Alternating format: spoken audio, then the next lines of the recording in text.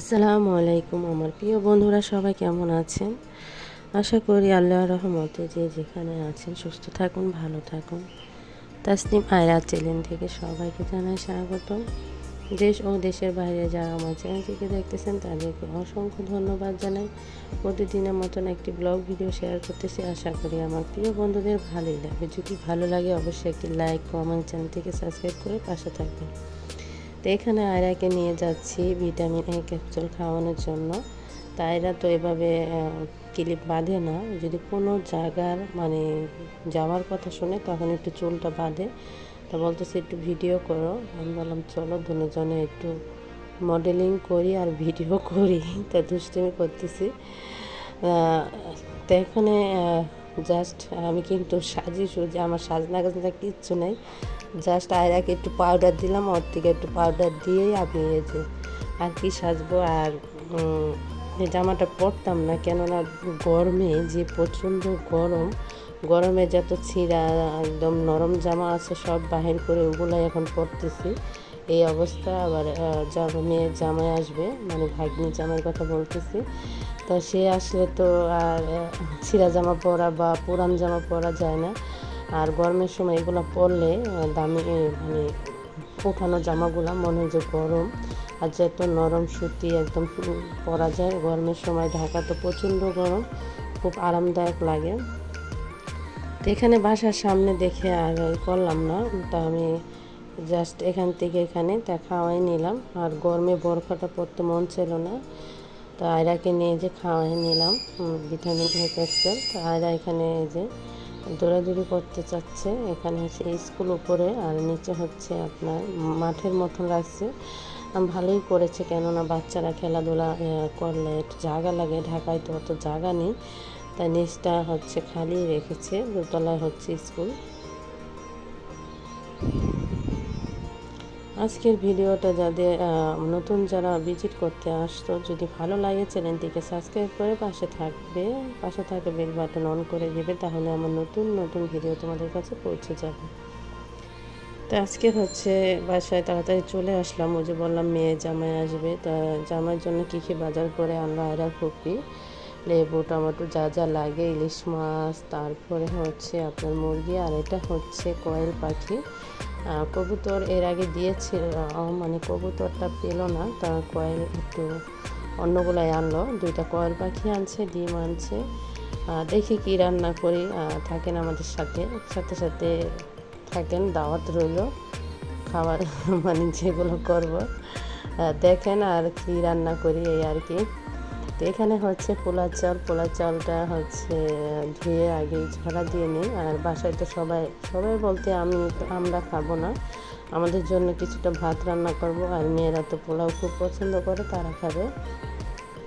একটু বেশি করে দিলাম, জামাই খাওয়ার পরে তারাও খেতে পারবে।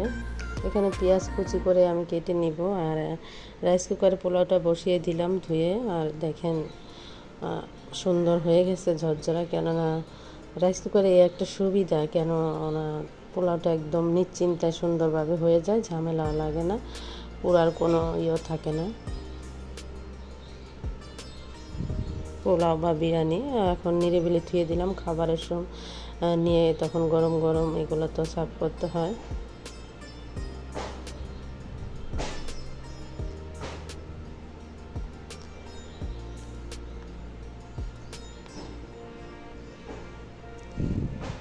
তো এখন দেখে দেবো আর কি রান্নার আয়োজন দেখায় আপনাদের। আর জাস্ট দেখাবো কি রান্না করলাম এই আর কি, কোনো রান্নার ডিটেলস কিছু দেখাবো না।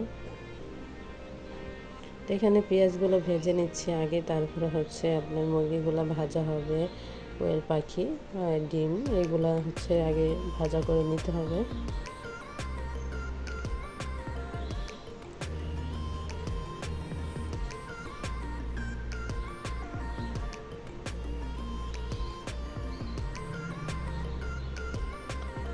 এই তো ইলিশ মাছ,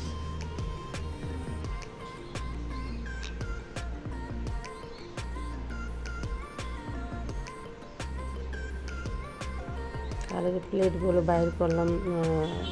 এখন এগুলো ধুয়ে ঝরা দিয়ে রাখবো এগুলো সার্ভ করার জন্য। আর এই যে হচ্ছে আপনার কী কী রান্না, এই যে রোস্ট করা হচ্ছে, আর ওই পাশে কোয়েল পাখিটা আর ইলিশ মাছ ভাজা হবে।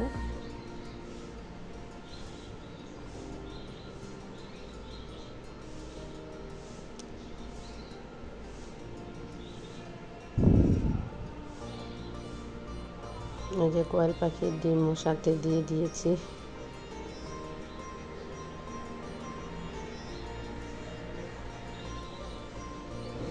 কোয়েল পাখিটা ছোট, একটু বড় করছিল, পায়নি। যাই হোক, ভালোই।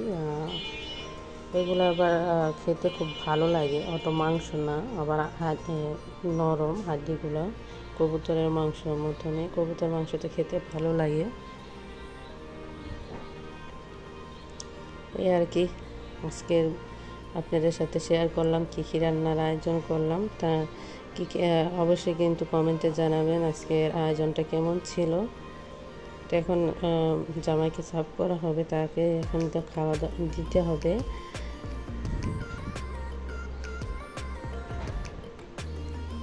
আর এই যে হচ্ছে এগুলো করার পরে আবার গুছিয়ে রাখতে হবে সব কিছু জায়গাটা জায়গায়, প্লেট বাটি আবার মুছে জায়গার মতো রাখতে হবে। আর এটা হচ্ছে যে বাড়ির থেকে আসছিলাম তখন ব্যাগগুলো নিয়েছিলাম, বাসে মনে হয় ময়লা ছিল, তারপরে এগুলো সুন্দর করে ধুয়ে, ব্যাগ বারে ধুতে হয় না, ব্যাগ আর জুতা কেন নষ্ট হয়ে যায়।